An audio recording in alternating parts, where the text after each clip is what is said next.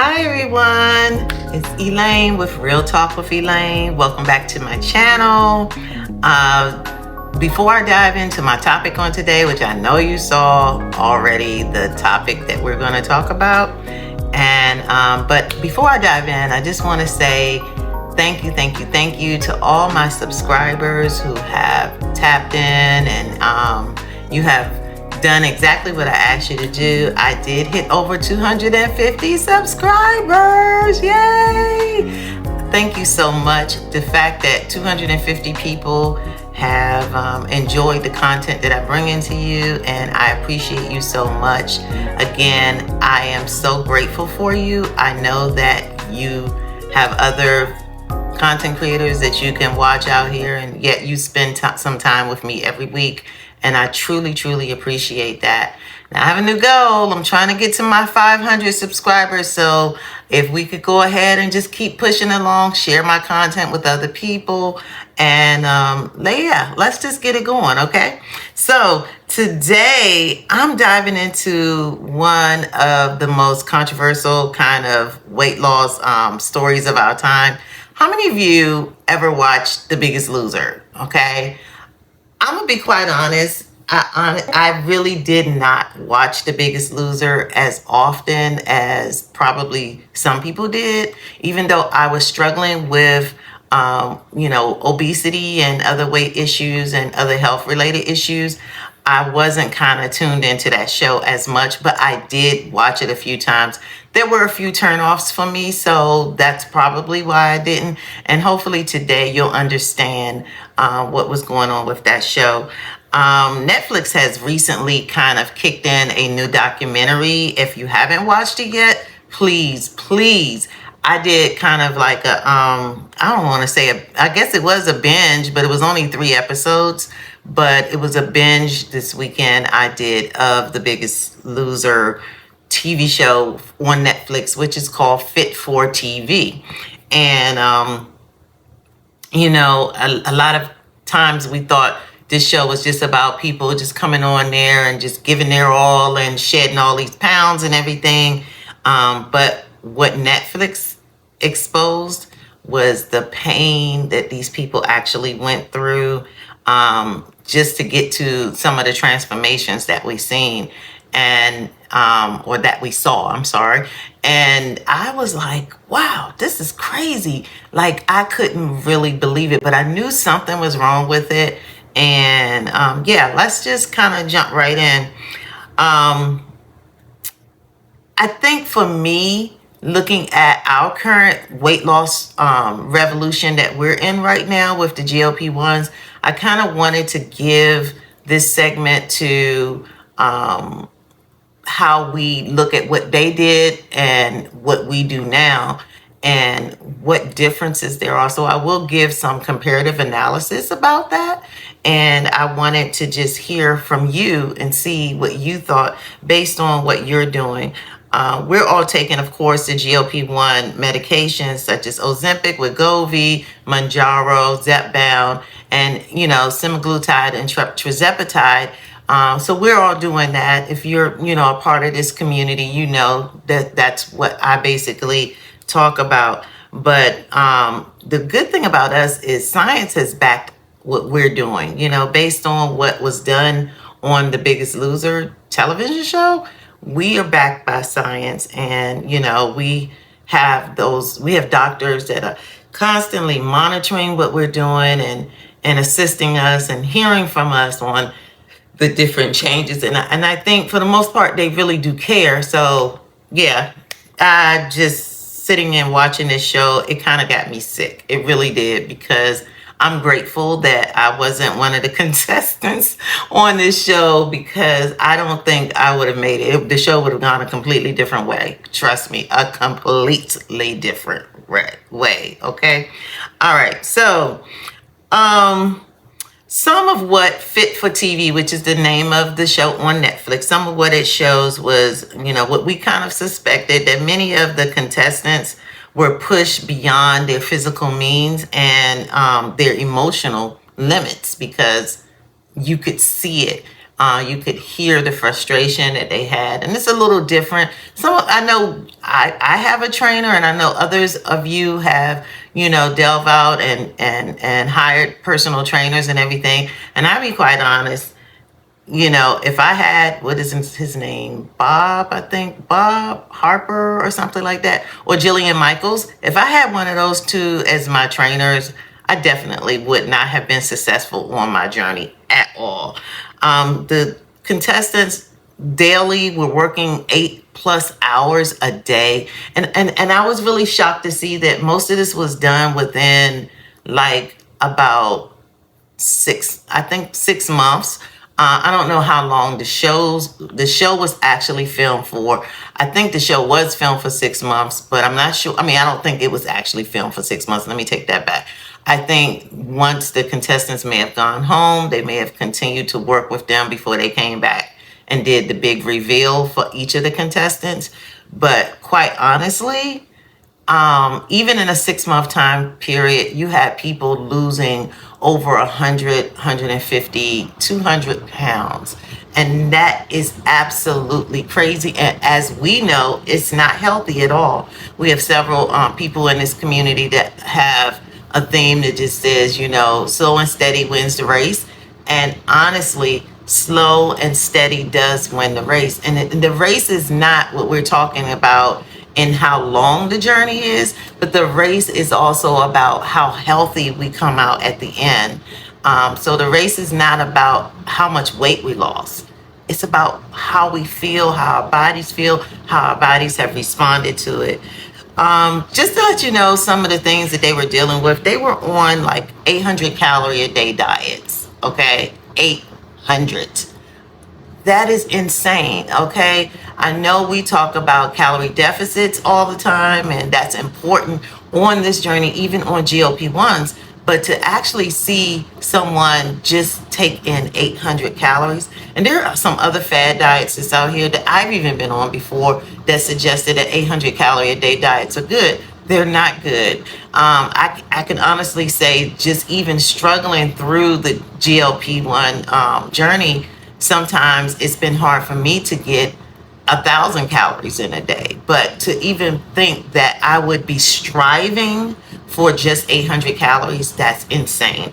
Again, I said they talked about, just working 8+ hours a day in the gym, physically for someone. And some people came in at 400 pounds. Some people came in at 300 something pounds or whatever. These people were, sedentary. They weren't doing anything at all. To pull them literally out of their bed, out of their chair, and put them into a gym and start forcing them to work over 8 hours a day in the gym, doing hardcore physical kind of activities, that's insane. And your body just cannot endure that. I mean, even when I started with my trainer, just 1 hour a day, 3 times a week, that put a stress on my body. I actually am dealing with a left shoulder issue right now from lifting that is kind of really, really painful, and I've been enduring for a minute. But it's not easy to just go right in and just start something like that, and you haven't been exercising 10, 15, 20 years or more, or ever for some of those people, okay? They endured a lot of medical emergencies. If you get a chance to watch the documentary, you'll see some of those emergencies they did. Just telling contestants that we want you to puke. We want you to throw up. That's nasty. Like, really? Why would you want to push somebody to that point where they're sick? I think that's just highly discouraging for me. I don't want to exercise until I get sick. I want to feel good when I walk out the gym. And then what good is it when a lot of that is just, we know cortisol is the biggest kind of deterrent to us being able to even lose weight. So I imagine that if they are being pressured to that extent, that there was a lot of cortisol being built up because of stress and anxiety and fear and all of the other things that come along with that. So that's just not fitness to me. And I think that the reason why the producers of this show called it Fit for TV, as they were highlighting, some of the issues that occurred on The Biggest Loser, was because that's what it was. It was just all about television, all about promotions and money for the network, and not really thinking about the lives of the people that they were engaging with, and causing them to just really have a very unsuccessful journey on this weight loss journey. And not to mention that most of the contestants, once they did leave the show, I think they said out of a percentage was like 9 out of 10 contestants actually gained the weight back. And I know they had over 300 contestants on this show over the life of this series or whatever. The one thing that they did that really kind of majorly disturbed them, and I do have some of my notes here.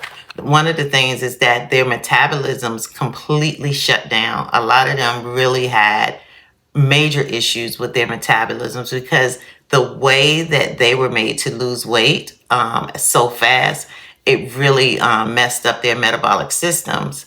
And that's something that I know we talk about a lot amongst our community, because we know that if we try to rush things, it does, it could certainly mess up our metabolic systems. I think about the fact that this is the second journey that I'm on to lose weight. The first, as you know, I've shared with you before that I have had the weight loss surgery back in 2013. And I lost a lot of weight. And I was almost 400 pounds at that time. And I dropped all the way down to 190. And I think it took me about a course of a year to get to 190. But eventually creeping back up and creeping back up and creeping back up, because as we know that the weight loss surgeries does not do what we're getting on the GLP-1s, which is actually having the food noise being gone and, actually putting in this peptide within our system that we are missing, and then for so many other reasons that we are obese, dealing with those comorbidities, this medication kind of helps generate, help wellness in those areas, such as high blood pressure. Okay, I'm back. I was sitting at my husband's desk, and I guess he has a timer on his light, and it just kind of went out. So anyway, but the other comorbidities that we have, such as diabetes, type 2 diabetes, something that I've had to deal with. So we know that these GLP-1 medications do kind of regulate those areas for us and help us along the way. So yeah, let me talk about some of the comparative analysis with the way that The Biggest Loser chose to work with their contestants versus how we are now in this new weight loss revolution with GLP-1s. So the method we simply know for them was extreme exercise and calorie restriction. I would say extreme calorie restriction, because again, they were only able to take in 800 calories a day. And then, that was one of the things that really was weird for me, because again, I really did not watch the show as often as maybe some of you have, but I had no clue that they had this little segment called the Temptation Room or something, where they would put all this major food in there, bad, carbs, everything from donuts, pizza, whatever it was. They put it in there, and they would tell the contestants to go in there, and part of whether they would get one-on-one training with one of the trainers would be who could eat the most food in the shortest period of time or whatever. That's crazy. Why would you do that? Why would you do that? So you knew it was just all about reality TV and just bringing the excitement and drama. But I think it was really at the exploitation of these contestants, these people who really came and left their homes, their families and everything to really come here and get what they thought was going to be, the help that they needed for their lives. So extreme exercise and calorie restrictions were their primary method. With GLP-1 in our community and what we're doing, ours is about hormonal regulation. We realize that obesity is an issue that is derived from our hormones, and being some of us having insulin resistance, some of us actually having a deficit with having the normal GLP hormone in our bodies. So this is a replacement of a hormone that we're taking. For those of you who constantly keep coming after our community and saying, "Oh, it's just for people with diabetes." I mean, I have diabetes, but there are a lot of people who do not have diabetes, and they benefit from this because the benefit is that they are replacing a hormone, as I am too, but as they are replacing a hormone that they do not have, or they're very low in, and it causes them to gain weight, even if they're not eating a lot. Because I don't eat a lot. And even before this medication, I did not eat a lot. So it's just a total misconception for a lot of you who have not chosen to educate yourself on this topic first before you criticize our community. Also, for us, the method is appetite control. So we are having suppression, and that's really good. We have this hormone allows us to stop and think and say, or it allows our brain to tell our gut that we're actually full. And, that's not something that everybody has. For those of you who are slim and thin, thank God that you have that. Thank God that your GLP functioning and everything in your body is absolutely fine. We don't have that, and we had to opt to use a medication to assist us with that. Not a big deal, right? Okay. The other thing in terms of comparing The Biggest Loser to GLP-1 is the supervision. So the trainers that they have is, and then they had minimal medical oversight. So they did have a doctor, and I kind of liked the doctor because he was kind of honing in on different things that he saw that the trainers were doing that he didn't like, and he intervened. So again, watch the show so you'll understand exactly what I mean by that. But for us in the GLP-1 community, we do have prescribed licensed physicians that monitor us. They do our, they take our blood work you should be getting your blood work done every 3 months if you're on this medication. If you're not, shame on you. You need to do it because you need to see how your metabolic is improving in so many different areas, okay? So that's the difference. We can opt to get trainers. As I told you, I do have a trainer. There's other people that I know that have trainers, and other people that may even watch like YouTube workout videos and different things like that. But the most important thing is making sure you are being monitored by a physician, a licensed physician. All right. What are some of the risks between the show and The Biggest Loser show and how we are in our current revolution of weight loss? The biggest risk for them actually was organ failure. We actually see a young lady who all her organs were shutting down because of her overdoing it. And so the doctor did step in, and he did make sure that she didn't go through the training segments anymore. But, she was then considered kind of like the problem kid there because of the fact that she wasn't able to work out. And this was just in one of the seasons. I can't remember which season it was. But they did. They had organ failures. A lot of them left with severe eating disorders because of being deprived so long of having proper nutrition. And then, of course, we mentioned the metabolic damage that they endured.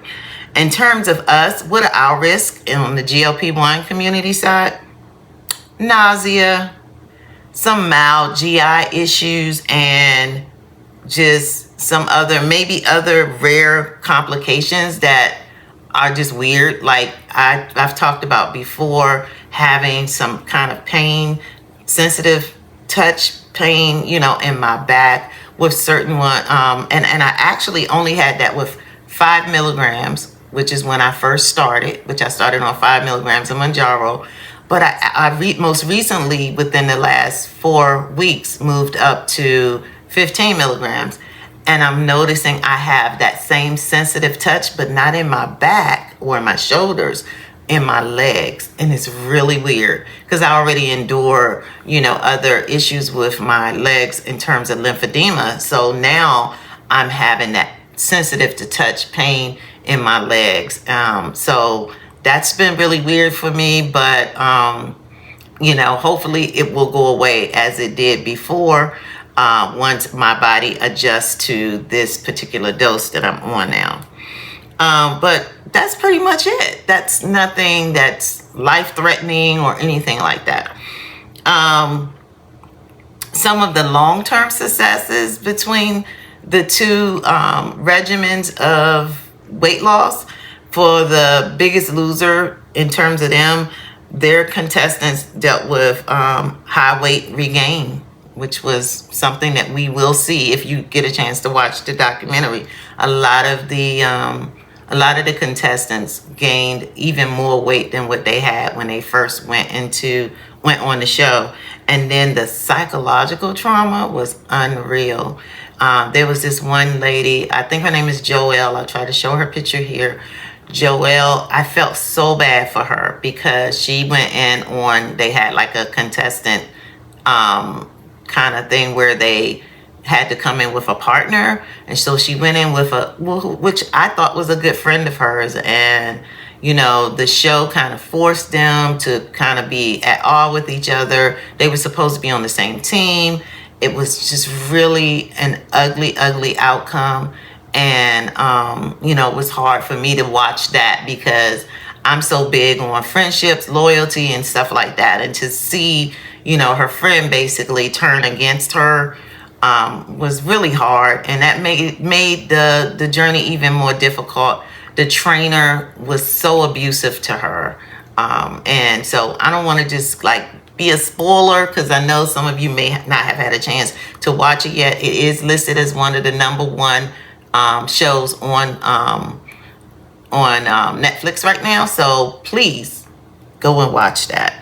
In terms of us, as far as long-term success, we're still new at this. And so we know that. I say all the time, we're guinea pigs on the journey because this medication just really got popular within the last 3 years. And I've only been on it for a year and some months. And so I know we are going to be able to share some things. And that's why we're documenting our journeys so that people behind us will know and will have an opportunity to see what we expose ourselves to. But based on those who have already moved into maintenance phase, they're able to sustain their weight loss because they are in maintenance. They may be taking the shot maybe once a month, every 2 weeks, what have you, but it's not as grossly, the weight gain is not as gross as what we've seen on other weight loss regimens, such as this just exercise and severely low calorie restrictions or whatever diets that we have seen and we've been pushed into for so many years. It doesn't work. Even the weight loss surgery, it does not work. I'm sorry if you had the weight loss surgery and you're sitting here and you might be newly excited that, oh my God, I lost all this weight. You got to do something more. I'm not telling you that you're going to gain all your weight back. We're here to tell you, and I'm one who is a prior weight loss surgery patient. Definitely go and talk to your doctor. Get in touch with an endocrinologist or what have you who can sit there and say, look, let's talk about how we can continue your weight loss beyond the surgery. If you're, a year out or almost a year out of your surgery, I would definitely say this is the time to do it because you've experienced so much success right now. You're happy with how your body looks and all of that. I know I've been there, but understand, because you do not have that ability to stop the food noise, and you do not have that ability to stop the cravings and things like that, you need to talk to someone and see how you can now incorporate the GLP-1 along with what you just did. I mean, it was an incredible step that you've taken doing this surgery, but now it's time to think beyond that. It's not going to last forever, and I can promise you that it's very little success in people maintaining their weight loss after weight loss surgery. But I can guarantee you, if you incorporate this, and I'm not a doctor, so let me just say this, let me just go ahead and preface this now. I apologize. I'm not a doctor. That's why I'm telling you to go and see a doctor about continuing your weight loss journey. Even if you do it from a maintenance perspective, that's better than doing nothing at all. And you will see that, this works out. I wish I had this knowledge when I did this surgery over 11, 12 years ago now. I wish I had that knowledge, okay? So it's best for yourself to do this.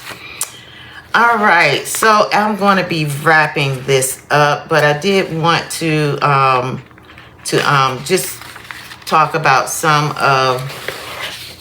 Oh yeah, one of the other contrasts between the Biggest Loser, method of weight loss and the GLP is accessibility, right?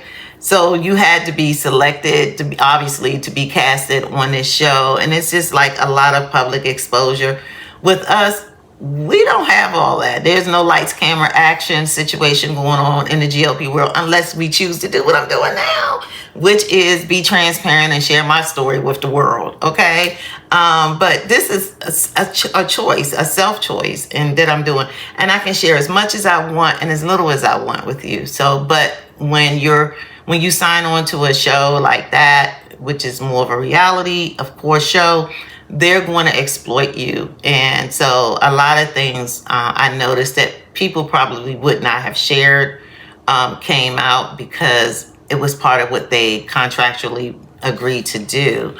But that's it. In terms of accessibility for us, the main thing was when we went through the shortage, of course, because we were dealing with so many people wanting to take advantage of this medication, and the manufacturer just could not produce it in enough time to get it out there. So we went through a shortage period, which is why compounds came about. And, then that has been kind of adjusted a lot. And then the manufacturers have done some things to now put some stuff in place so that we can get our medications faster. We don't have an issue. I don't know too many people that still have an issue getting their medications within 1 to 3 days. I know for me, I don't have that problem at all anymore. And the fact is, it's a private matter. I know a lot of people who are on this medication that has not come forward to share that. And that's fine. That's their prerogative. I don't get, mad or whatever because of that, because again, I choose to do this, and it's fine. But the privacy factor is really good. People do not have to know what you're doing to lose your weight or whatever, maintain your weight, what have you. They don't have to know. So that's the comparison and contrast that I have on those two types of weight loss regimens.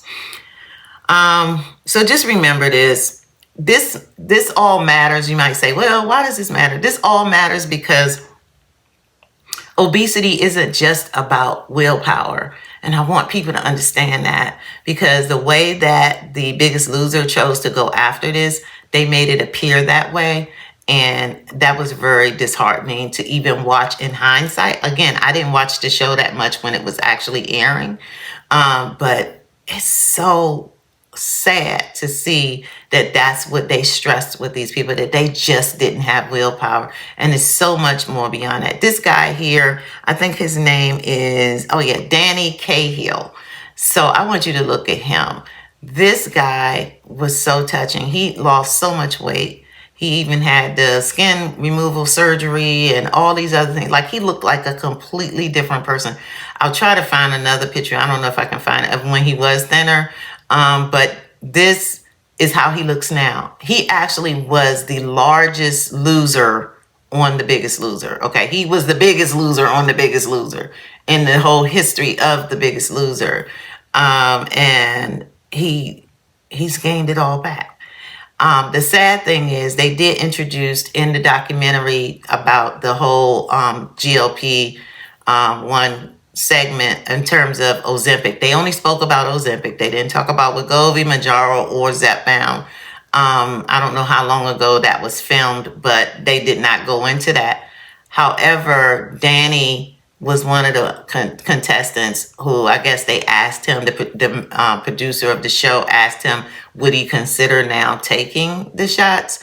And he said he's adverse to it. He's like, no, he doesn't know what it is. He doesn't want. So it's so sad that I think that part of what they dealt with, the disappointment from what they went through and the struggle that they went through on the show, has adversely affected their mind to thinking that anything else can help them.